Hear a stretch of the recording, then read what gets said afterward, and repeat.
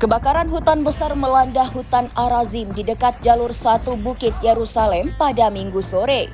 Akibatnya 2 jalan di pinggiran Mefasseret Zion terpaksa dievakuasi.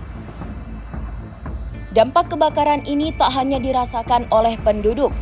Kerusakan pada jalur tegangan tinggi menyebabkan beberapa lampu lalu lintas di ibu kota tidak berfungsi.